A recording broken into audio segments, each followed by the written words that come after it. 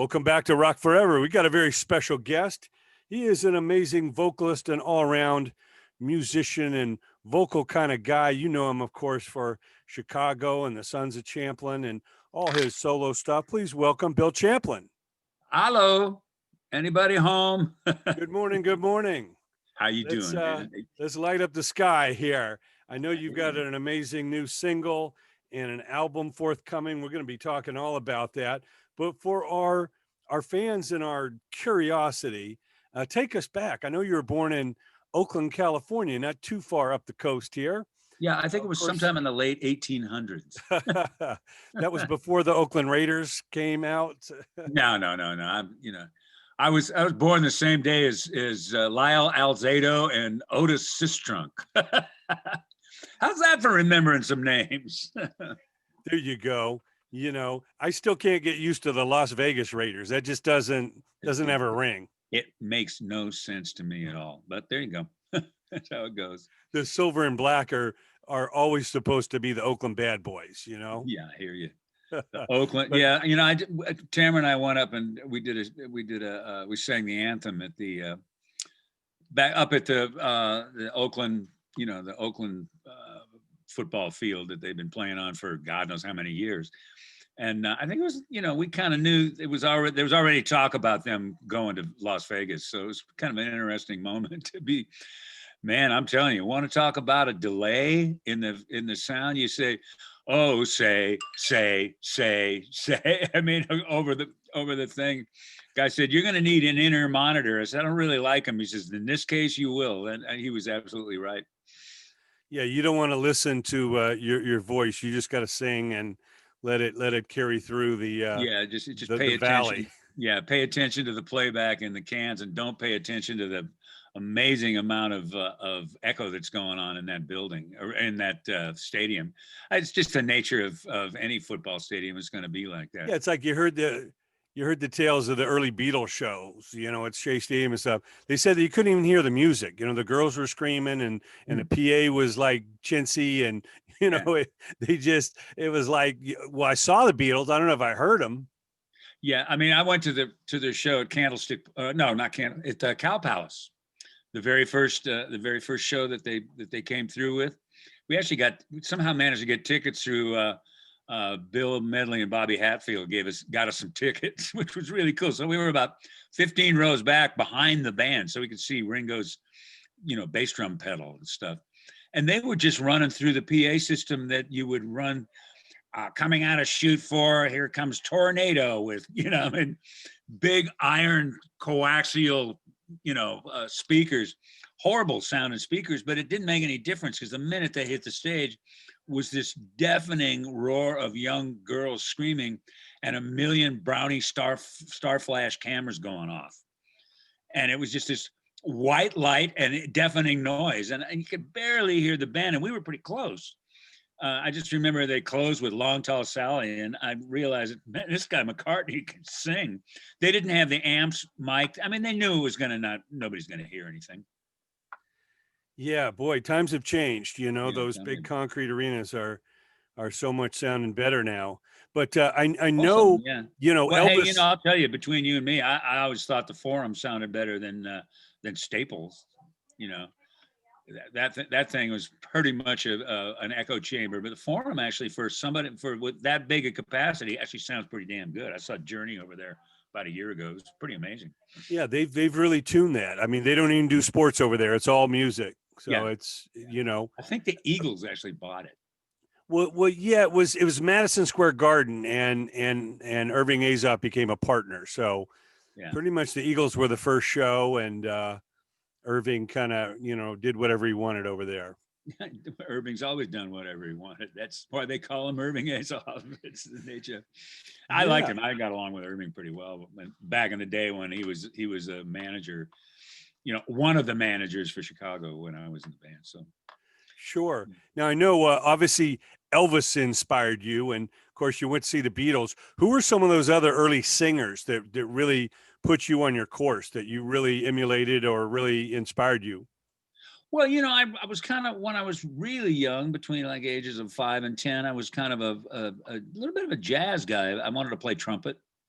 which I learned how to play. I'm horrible at it, but I just learned how to play it because I figured at some point I'd probably need to play to at least know how to play every instrument, which I kind of learned, at least the basics of it. And then I heard I heard Elvis and went, wow, this is a cool thing. I like this. I'm going here. Got into playing guitar, and then but I'd been playing keyboard since I was a little kid. I mean, and at some point in the game, I discovered, pretty obviously Ray Charles, but I mean, I couldn't learn anything from Ray Charles. All I could do was just enjoy the hell out of his singing.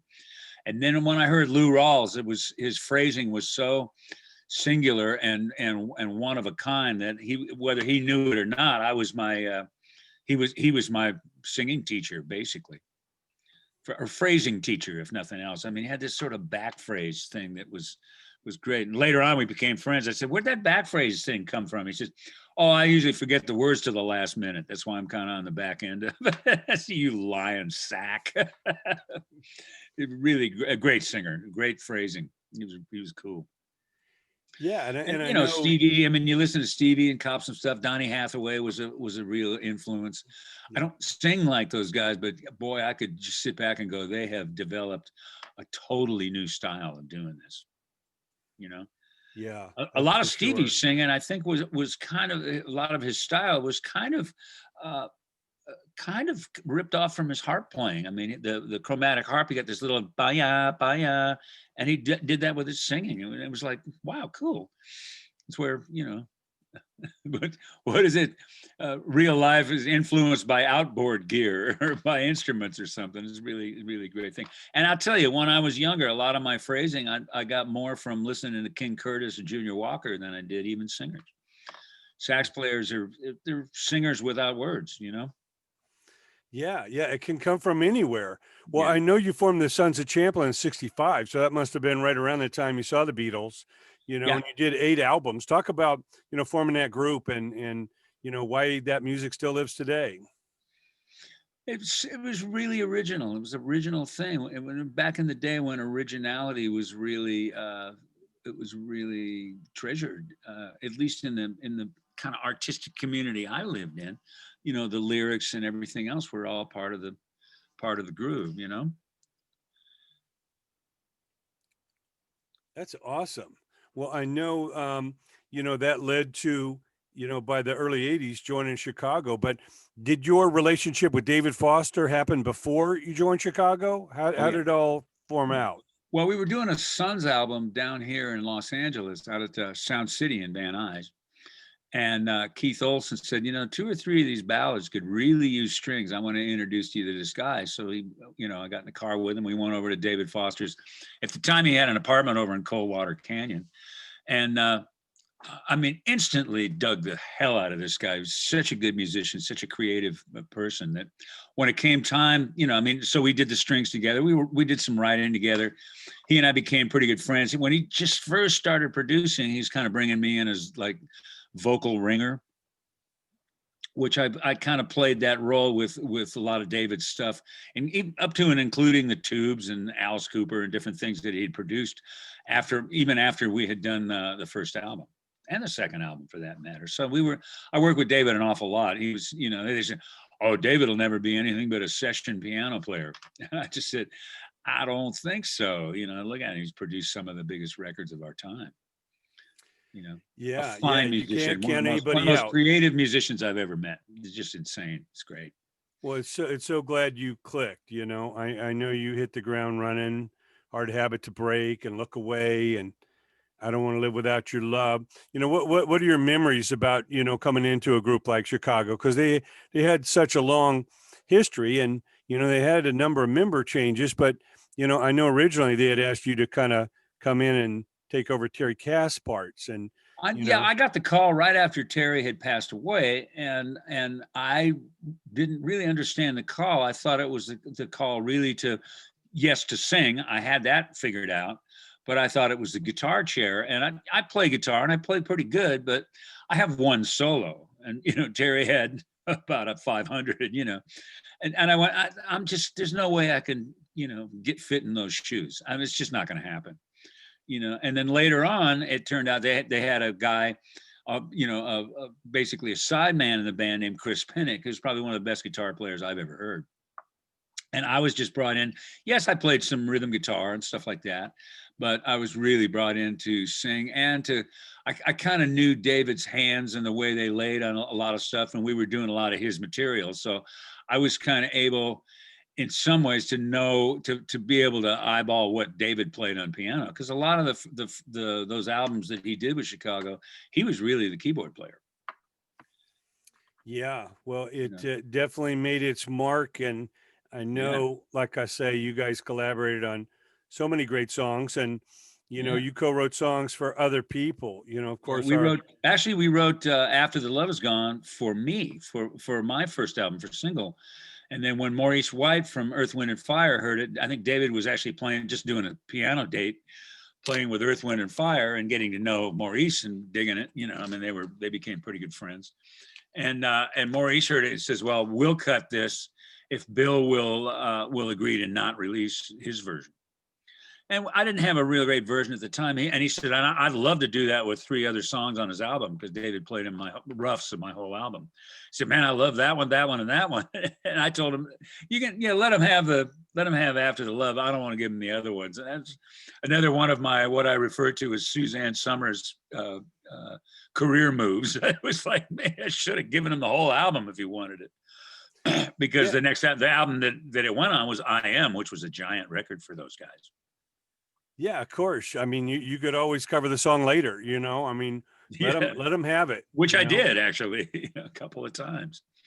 Sure. And of course you did the George Benson song, Turn Your Love Around. Yeah, Turn Your Love Around. What was that like? What do you remember about writing that one? Well, it was kind of cool. Steve Lukather, the guitar player from Chicago, or not from, what am I talking about? Guitar player from Toto.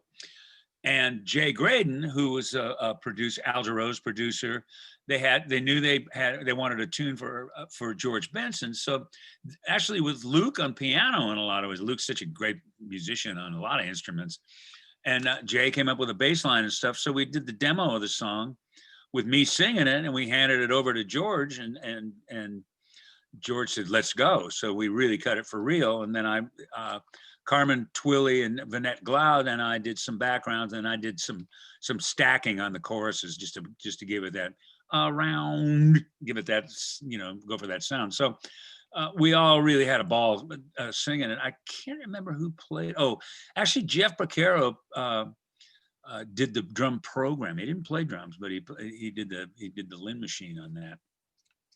And I think David Page played the Moog bass. So, and then I think Luke probably played guitar. It was either Luke or Jay played rhythm guitar on it. So yeah, Luke's got his hand in everything. George is, it was weird because we had 3 of us, all 3 of us guitar players. I mean, I was the least of the 3 guitar players, but Jay and Jay Graydon. I mean, Jay played the solo on Peg, if you got my drift. I mean, that's how good a player he is on Steely Dan's version of the song Peg. And Luke, everybody knows Toto and some of the solos, some of the playing he's done over the years. And there's me, and all 3 of these guitar players wrote this song for probably the best guitar player on the earth, is George Benson.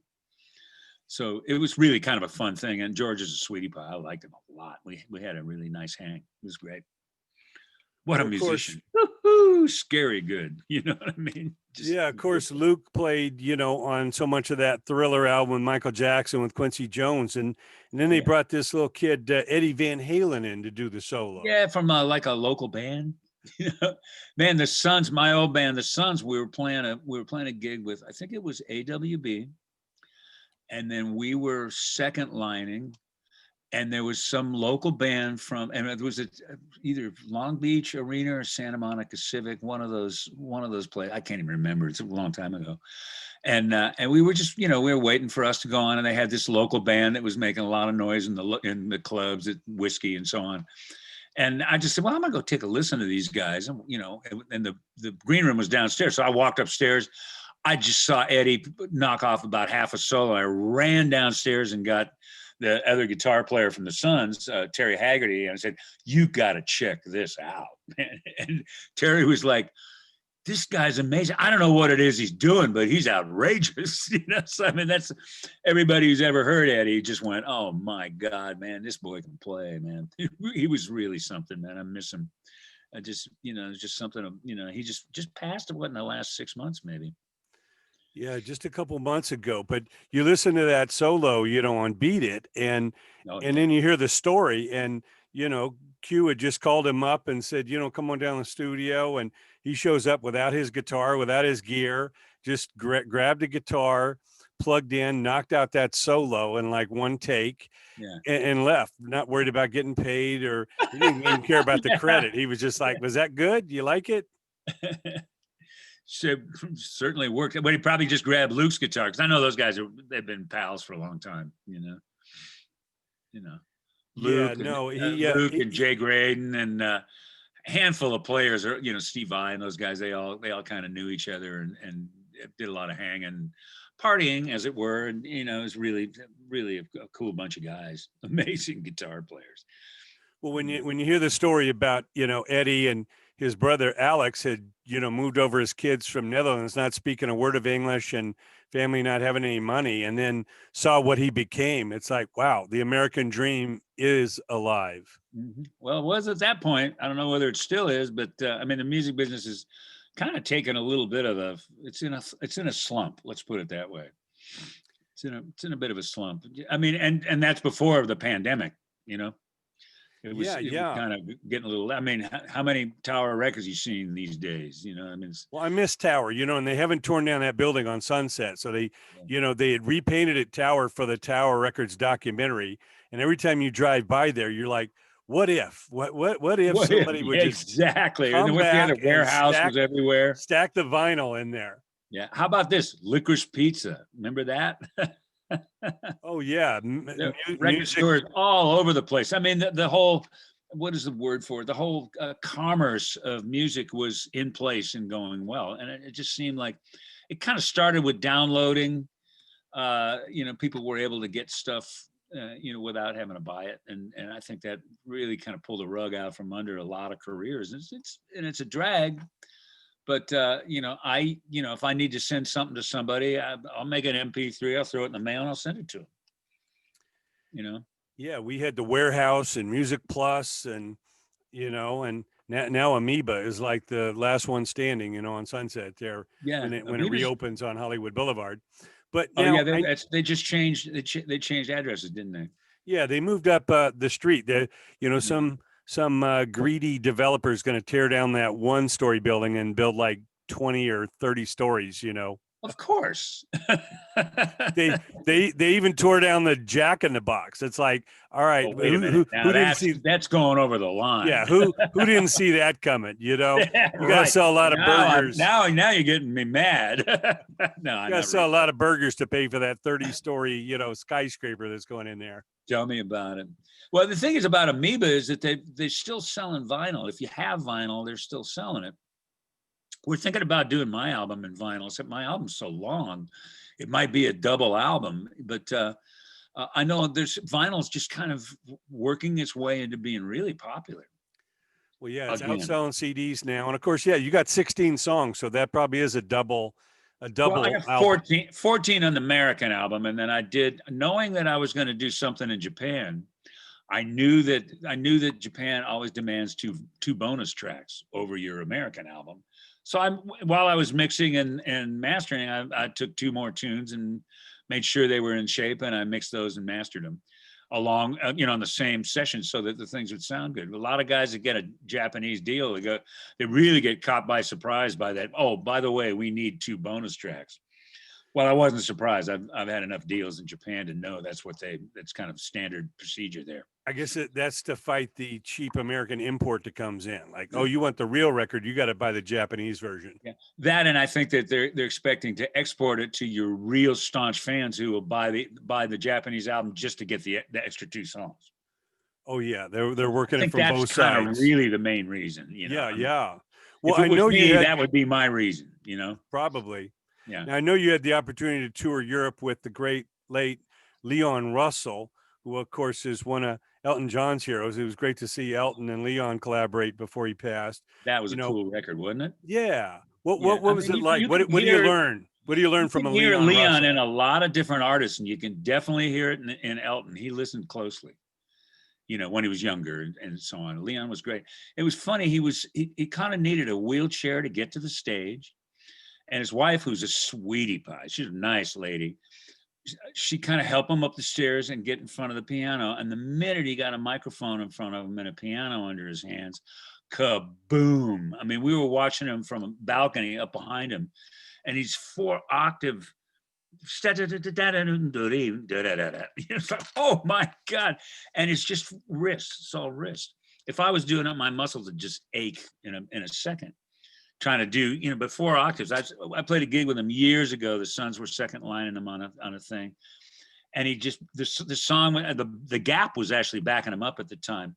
And the song was it just, two, boom, boom, boom, around that groove.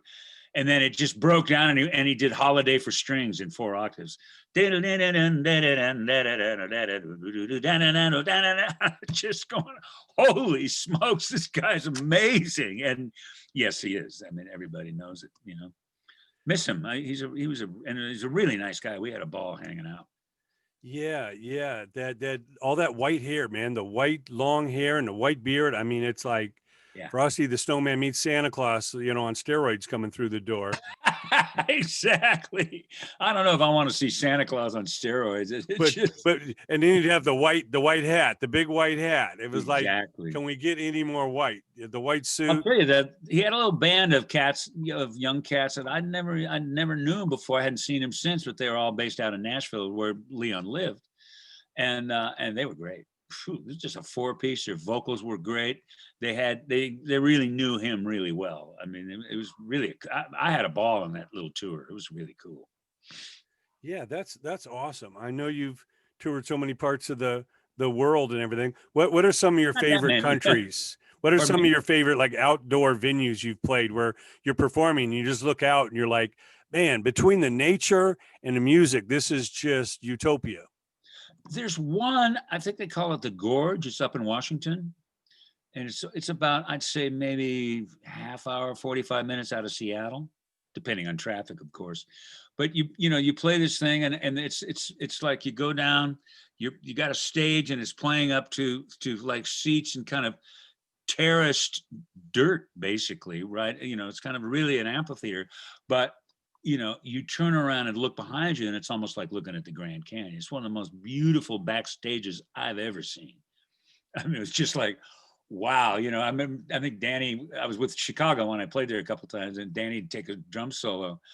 And, we're supposed to be there for the end of the drum solo and come in with something else. And I'm busy looking at this, gorgeous view. It's like, this place is amazing. It was a really fun gig. I mean, just for beauty. I mean, it was great. But, and I played some other outdoor things where, if nothing else, I mean, we did I think in 1976, no, not 76, 86, we did the We the People Festival in Philadelphia. And they set up a scaffolding stage at the bottom of the stairs that in the Rocky movie, he ran up the stairs and then turned around and kind of jumped up and down.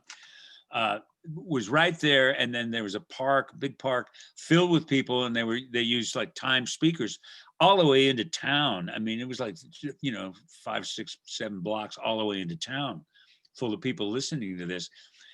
But what was good, the way I remember it was like everybody's going, oh, this is a great audience. And I was kind of going, Grover Washington was opening for us. And I said, we got this one tune where we kind of open it up for jamming.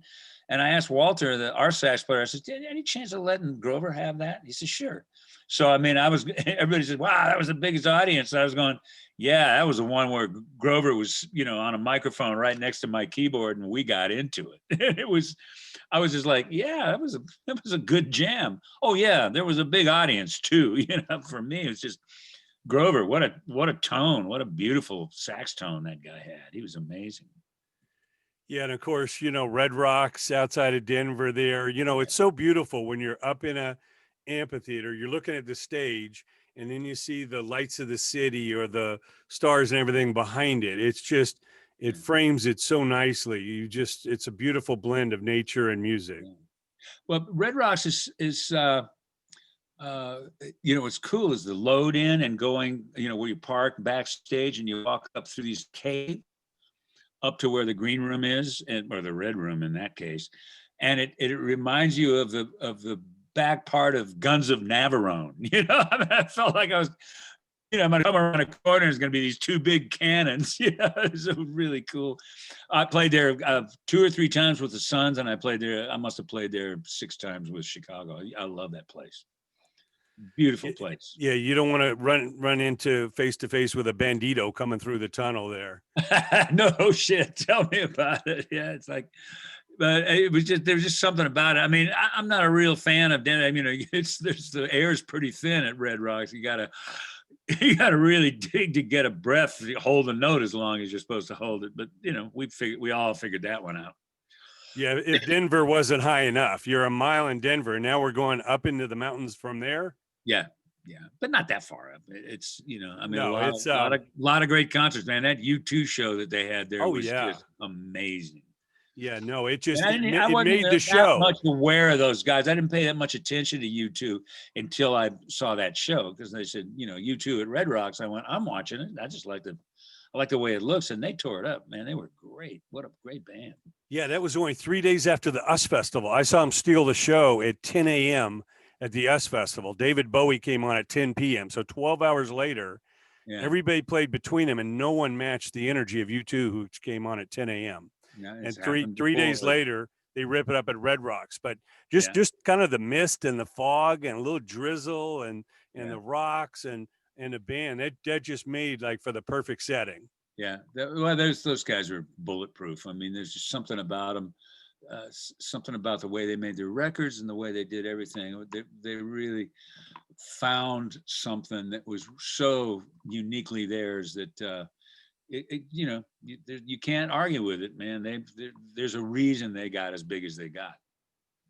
Yeah, they were an example of a band that wasn't necessarily trained. When they started, they were 4 guys making a racket in a garage in Dublin, but it was their passion. It was like, okay, we didn't go to school, maybe we don't even know how to read music, but it's our passion, and that came out in the music. And you know, I know people constantly debate, you know, going to school and all that, but some of the greatest musicians are self-taught. You know, they didn't sit there in a classroom for years. It just all, you know, came from their passion of wanting to grow and explore their creativity.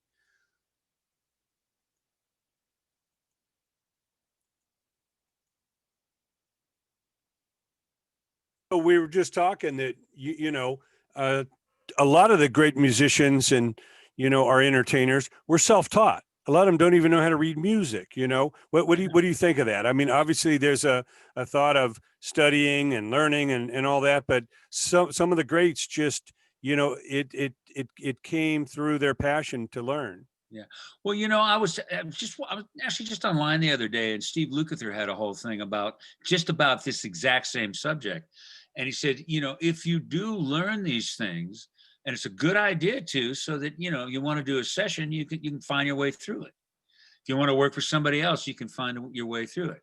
You need rent money, you can find your way through it. And they said, doesn't necessarily mean that you lose your soul by learning how to read and how to, you know, that kind of thing. But I agree. A lot of people, I don't think Al Jarreau was a real music reader. It's just such great ears that, you know, no matter what chord you go to, he knows exactly which accidentals to change to fit in it. He's a great guy. I love that guy. Yeah, it's like Dave Grohl, you know, from the Foo Fighters. You know, he laughed like nobody in his band knows how to read music, but look, they're like the biggest rock band in the world, playing stadiums around the world. It's just like, you know, they are great. It's not required, but yeah, you would never tell anyone not to learn, but it's just a fact is a lot of them didn't. It comes more natural. Well, you know, if you look at what Steve Lukather was talking about, you know, I think with Toto, they kind of learn everything by heart, and they figure out what to do, and they're kind of always arranging when they rehearse, especially when they're rehearsing new stuff. I don't think they necessarily need a chord chart. Probably there anyway. I mean, if David Page writes it, he'd probably knock off a quick, you know, just a quick roadmap, you know, and that's really kind of what the charts are at some level. I mean, if you do 1 million songs a week, good idea to have a chart because you know, it's hard to really, you know, commit everything to forever memory when you're going to play it, you know, between 1 o'clock and 5 o'clock this afternoon, you never hear it again. So in a Yeah. way, you know, and it doesn't necessarily mean that you can't be creative with it. All it is really, especially with the kind of charts that are in studios these days, all it is really just a roadmap. And then you come up with the parts inside that roadmap. Very cool. Sure. You know, I mean, I'm Sure. okay. I'm an okay reader, but I don't, you know, it's one of those things that's like riding a bike. If you don't do it, it's going to take you a minute or two to get back up and not fall and hurt yourself. Yeah. You And know, and and of the same course, thing holds true, you know, with if you read every day, you get really good at it. yeah, no, there's you know, as long as it sounds good, we don't really care how you got to it. Exactly. That's my whole thing. Is that ends justifies the means at some levels. Like Foo Fighters, I absolutely love that band. Those guys are just great. There's so much passion in every single note. They don't fool around, man. They go right for the throat. You know, I was walking into a sushi restaurant in Tarzana one time, and Dave was waiting to go to his table, and I didn't want to give him any, you know, I didn't give him spend a bunch of time, you know, but just I walked right by him. I just went, dude, I love your band. And he just looked at me and this smile on his face was like, it was so genuine. He said, wow, thanks, man. He didn't know who I was. He didn't know me from Adam. And then I said, oh, I got 2 words for you. He said, what? Asian roll. He just said, yeah, I know. That's what I'm here for. And it was pretty cool. It's a regular guy, really a regular Oh guy. yeah, And so down to earth, you know, yeah, just like Eddie Van Halen. He, as big as he got, he was just a humble guy. He was just a guitarist to him. yeah. He didn't want to And hear about drummer. I rock mean, he star or was the, guitar I think hero. he was the drummer in Nirvana, wasn't he? Yeah, he was. Yeah. So I You mean, know, he's a good drummer. He's a screaming. and talk about Sound City. That's where Nirvana recorded. You know, Nevermind, the Teen Spirit, and all that Yeah, broke them. yeah. Great. And that's all Butch Vig Productions, isn't it? Yeah, I believe the second one was. I'm trying to remember who did the first one, but yeah, Yeah. no, Sound City was what was so amazing. If you saw Dave Grohl's, you know, documentary on it, I did. it's like it wasn't anything special. You go in and there was carpeting on the wall, and it was, you know, a little dumpy, and it was, Believe me, I know the place. yeah, it was in Van Nuys. And then you hear the records, the Tom Petty or the Fleetwood Mac or the Rage Against the Machine, all these records that Hey, came out of there, and they're like, the I don't best, care I think what the it looks best like. Sons of Champlin album that we made with Keith Olsen was the producer, and we cut it in A at Sound City. I lived in that joint. I played that there. They had a Hammond C3 in there. It sounded great. I didn't have to bring mine down from San Francisco, you know. Oh, it's amazing. And, Love and that place. and I know the apple doesn't fall from the tree. Your son Will is out there singing up a storm on the voice, and as you say, he plays a bunch of instruments. Obviously, he grew up around music, but what was his start? Did he what was his first instrument? Well, you know what? When he was really young, he really kind of got into flamenco guitar, believe it or not. And he just learned a handful of things. Listened to Paco de Lucia, who was like a jazz flamenco player, a really, really great musician. He passed away a little while ago. He was into that, and then he went on to something else. That's why every once in a while I see him kind of going into places. I go, I don't think there's much chance of this selling. There's a lot of other guys, EDM and that kind of thing.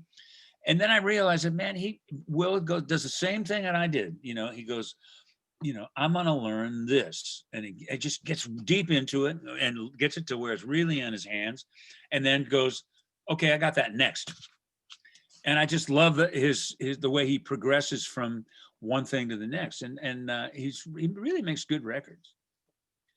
You know, the last album that he did, what the hell was it called? The Great Divide. You know, I was listening to roughs of it because his studio is in the same building as mine. I was listening to roughs of it, and I went, well, this is kind of instrumental. He says, oh, I just haven't sung it yet. And then when I finally heard the final album, I realized he was using all these devices that you learn from EDM music, from, you know, really electronic music.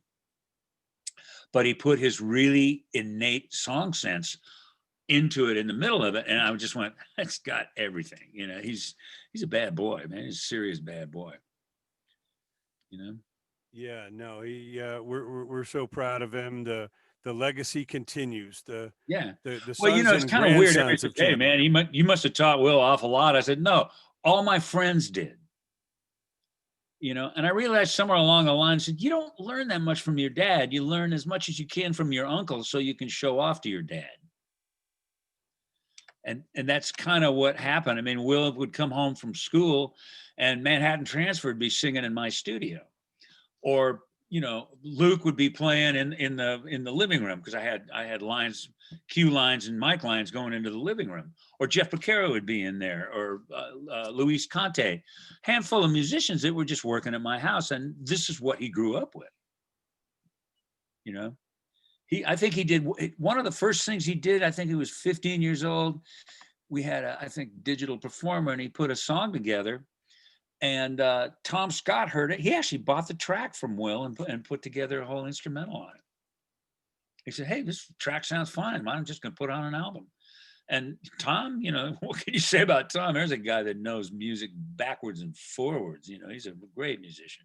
Yeah, that's amazing. Well, best of luck to I mean, him. that was Will's first thing. First thing was 15 years old. He shares a Grammy with a bunch of different writers that on a Heather Headley gospel record, on a Christian record. So, I mean, he shows up all over the place, and he can do, he could sit down and put together a guitar thing that I'm just going, what are you playing there, man? This is really cool stuff. Just different chordal things, and usage of open strings versus chords. Really cool stuff. And he's just one of those guys. He's like a sponge. He just picks up everything, and it's just there. And in some ways, I go, hey man, you should really try to parlay this into this, and you should try to be a little more aware of networking, or a little more aware of trying to become really well known. And he's so busy being musical. I just went, this is very familiar.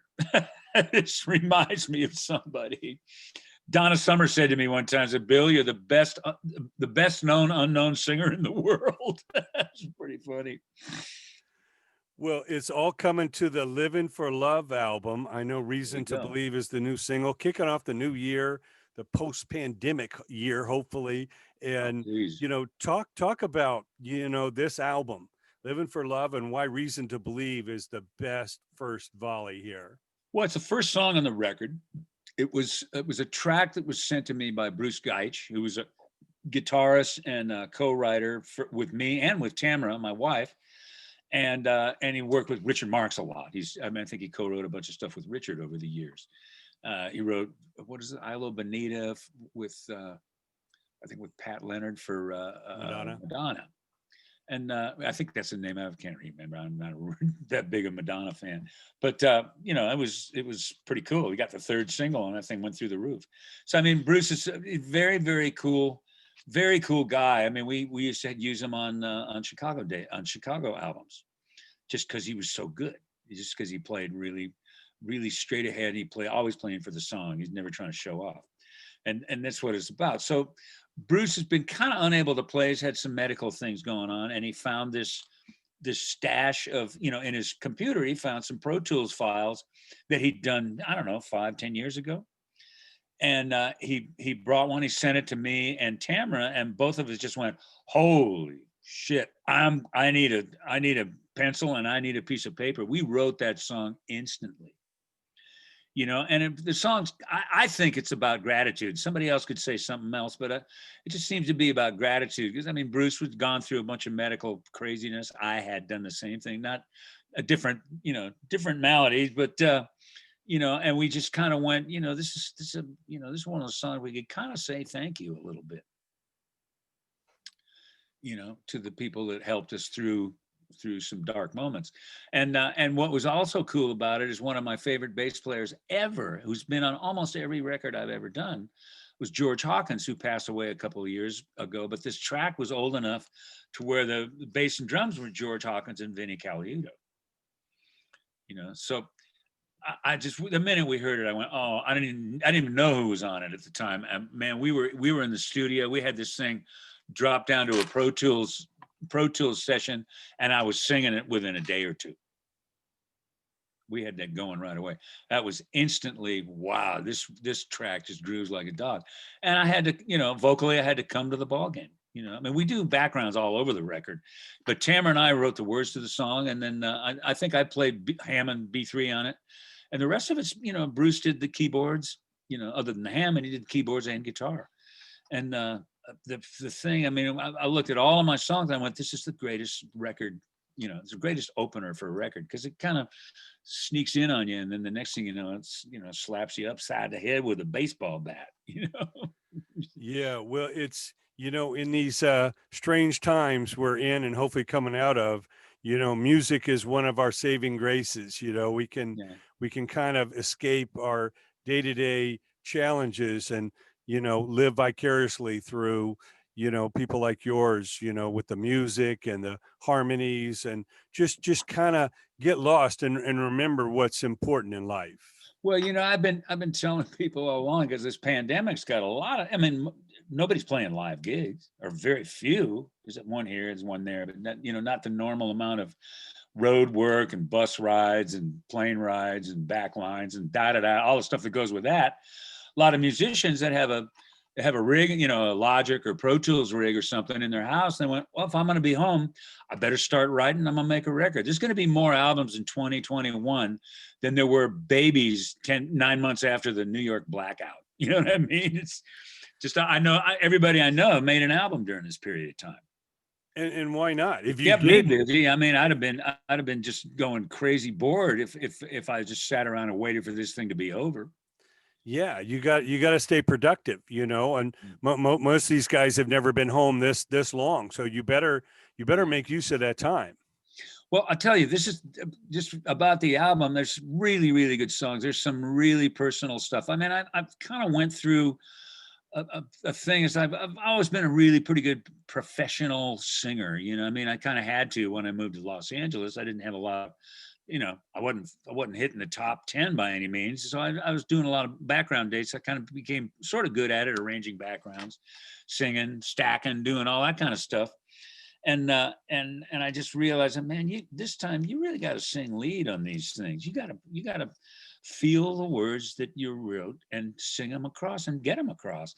There's a few songs in this album that are so personal. And I read somewhere, I don't know who said it, but it said, if it's not personal, it's not art. And this time around, I went, well, I'm not just going to write, you know, sort of generic pop songs. I want this to feel like something. If I didn't go through it, somebody did. You know what I mean? And there's a lot of stuff on there that's like that. There's one, you know, I lost a son a few years back, and I wrote a song about it. And it's, you know, people who know the story just go, oh God, and people who don't just go, what a great song, you know. So there's that kind of situation with this record.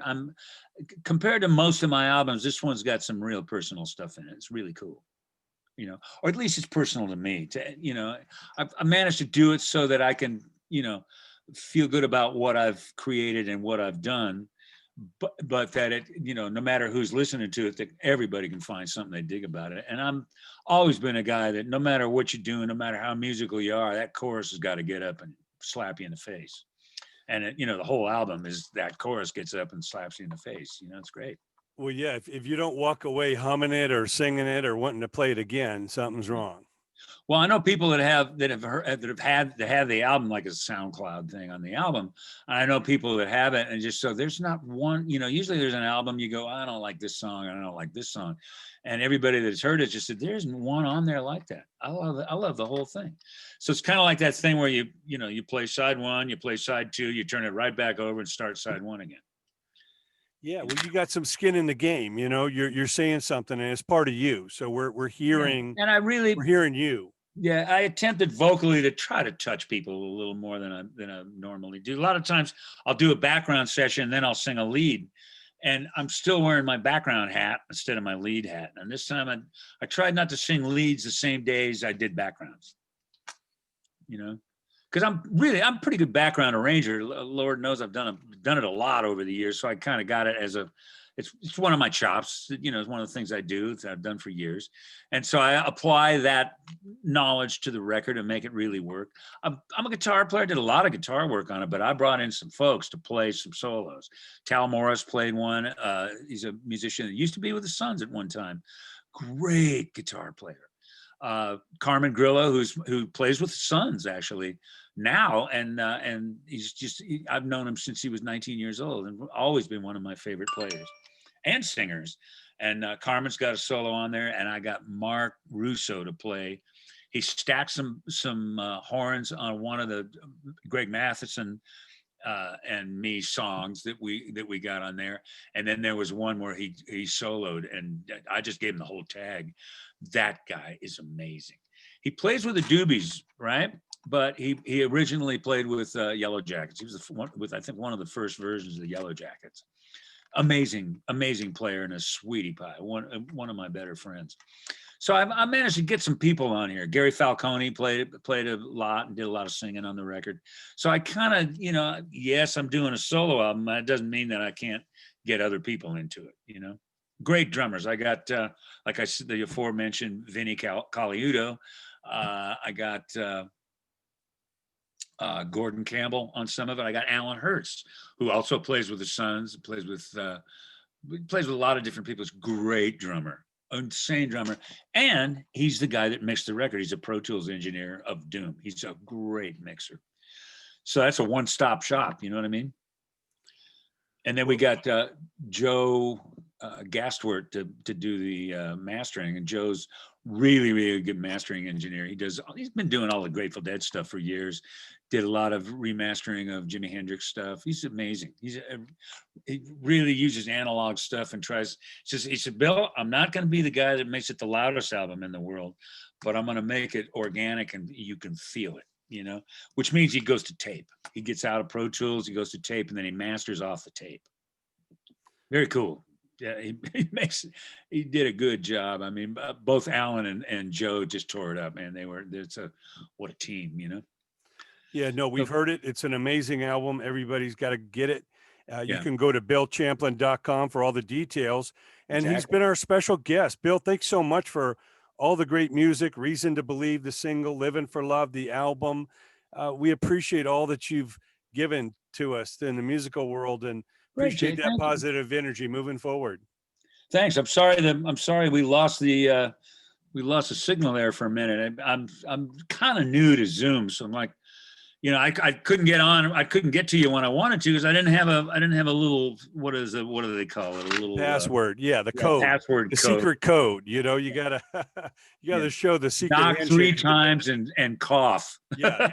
That's it. We got a big bouncer at the door, man. Stop. Or should I say, turn your head and cough? That's it. And Bill, by the way, that's another lunch. Yes. And Bill, by the way, we're working on a Van Halen documentary, and with your okay, we'd like to use that little clip where you talked about Eddie, if you appreciate. Absolutely, yeah. Well, thank you so much, and best to you. Thanks and your a lot family. for having me, and thanks for being a fan of Will's. I mean, oh yeah, no, Will's awesome. We want to just about everybody I talk to says I know Will. This is getting the other way around. I know it took me a minute to find out if he was your son, but now that I know, man, it's an incredible family, and I know you're going to continue to make great music, and best to you and all your family and all your musical cohorts, man. Please keep that music coming. We want to keep it. I mean, look, I just realized the other day, I can't do anything but this. I mean, I can do this and I can wash dishes. You want me to cook? I'll burn water. That's how good I am at that. Well, thanks so much, man. Can't wait to keep spreading the word on the album, and look forward to a future talk. Thank you so much. Thank you so much. Have a great weekend. Be good. See you soon.